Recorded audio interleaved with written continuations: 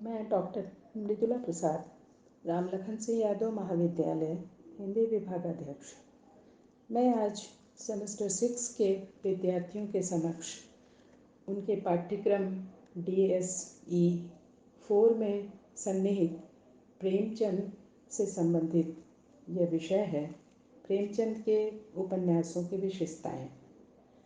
प्रेमचंद हिंदी के युग प्रवर्तक रचनाकार हैं। उनकी रचनाओं में उनके समय का इतिहास बोलता है। वे पहले ऐसे उपन्यासकार हैं जिन्होंने हिंदी उपन्यास साहित्य को तिलस्मी और अय्यारी की दुनिया से निकालकर यथार्थ की भूमि पर ला खड़ा किया। उनकी रचनाओं में जनसाधारण की भावनाओं, परिस्थितियों और समस्याओं का मार्मिक चित्रण और समाधान प्रस्तुत है। प्रेमचंद ने अपने उपन्यासों में जीवन की विविध समस्याओं का चित्रण प्रस्तुत किया है। उनके उपन्यासों में मिल मालिकों, मजदूरों, जमींदारों और किसानों तथा नवीनता एवं प्राचीनता का संघर्ष प्रस्तुत है। डॉक्टर नगेंद्र प्रेमचंद के योगदान की चर्चा करते हुए लिखते हैं कि चारों ओर फैले हुए जीवन और अनेक सामयिक समस्याओं ने उन्हें उपन्यास लेखन के लिए प्रेरित किया।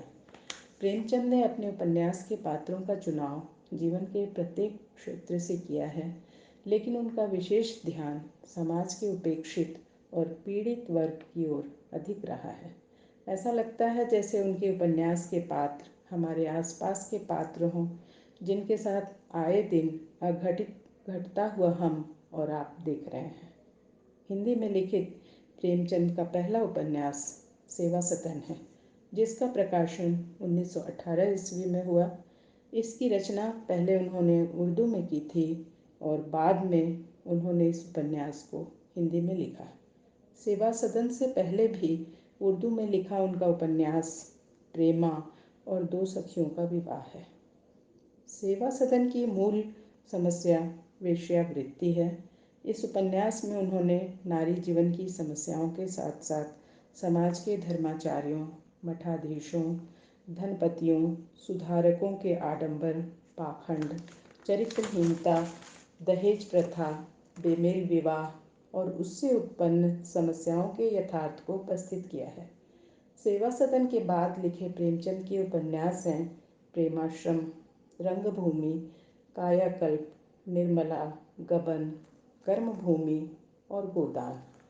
इन उपन्यासों में एक सबसे बड़ी बात यह दिखाई पड़ती है कि उन्होंने सामयिक समस्याओं पर गंभीरता से ध्यान दिया, जिसका परिणाम है अपने कथा साहित्य में उन समस्याओं और उनके विभिन्न पहलुओं को अपने उपन्यास में स्थान देना। यही कारण है कि सेवा सदन में विवाह से जुड़ी समस्याओं का चित्रण है, तो निर्मला में दहेज प्रथा और वृद्ध विवाह से होने वाले पारिवारिक विघटन तथा विनाश के चित्रण है। इसी प्रकार कृषक जीवन की समस्याओं के चित्रण का प्रथम प्रयास प्रेमाश्रम में है और उसकी पूर्णता गोदान में है। वैसे उनके सभी उपन्यासों में विशेष रूप से रंगभूमि और कर्मभूमि में ग्रामीणों की स्थितियों का चित्रण दिखाई पड़ता है। ग्रामीण जीवन का जितना जीवंत चित्रण प्रेमचंद करते हैं, उतना सजीव, व्यापक और प्रभावशाली चित्रण उस युग के अन्य कथाकारों में नहीं दिखलाई पड़ता।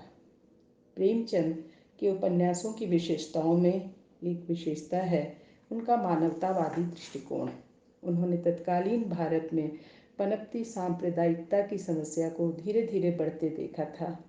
साथ ही साथ उच्च वर्गीय, मध्यम वर्गीय और निम्न वर्गीय समाज के बीच बढ़ती आपसी दूरियों, भेदभाव की भावनाओं के कारण समाज में उससे परेशान मध्यम और निम्न वर्ग की भावनाओं को समझा था।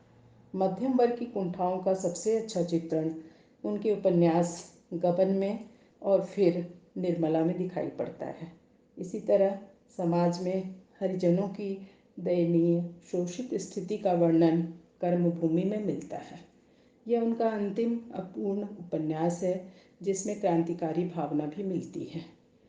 बड़े पैमाने पर उद्योग धंधों के विस्तारित होने का परिणाम ग्रामीण जीवन को प्रभावित करने लगा था, यह उन्होंने देखना प्रारंभ कर दिया था।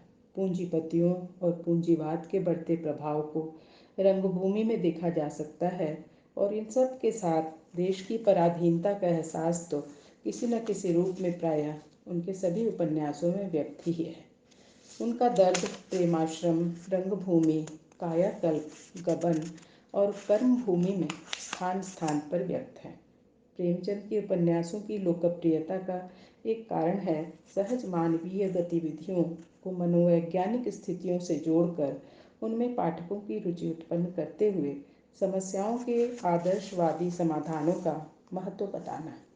इसलिए उपन्यास में सत्य का महत्व, अहिंसा की भावना का जोरदार समर्थन, सदाचार, सत्याग्रह, अस्पृश्यता का विरोध, स्त्रियों की उन्नति, ग्राम सुधार, अछूतोद्धार, स्वदेशी का प्रचार दिखाई पड़ता है। इसका प्रभाव यह पड़ा कि जनता में अन्याय एवं उत्पीड़न के खिलाफ आवाज़ उठाने की हिम्मत लोगों में पैदा हुई। प्रेमचंद के साहित्य में उनका जो जीवन दर्शन दिखाई पड़ता है उस पर विचार करते हुए आचार्य हजारी प्रसाद द्विवेदी लिखते हैं कि अगर आप उत्तर भारत की समस्त जनता के आचार व्यवहार, भाषा भाव, रहन सहन, आशा आकांक्षा, दुख सुख और सूझबूझ को जानना चाहते हैं तो प्रेमचंद से उत्तम परिचायक आपको नहीं मिल सकता। अर्थात प्रेमचंद का साहित्य ही इसका उदाहरण है। गोदान की रचना अवधि में भी जब प्रेमचंद ने किसानों की रक्षा के लिए किसान सहायक एक्ट पास करते हुए देखा तो उस पर उन्होंने अपनी पुस्तक कुछ विचार में टिप्पणी की और लिखा कि किसान ने कर्ज लिया है बैलों के लिए, बीज के लिए या खाने के लिए।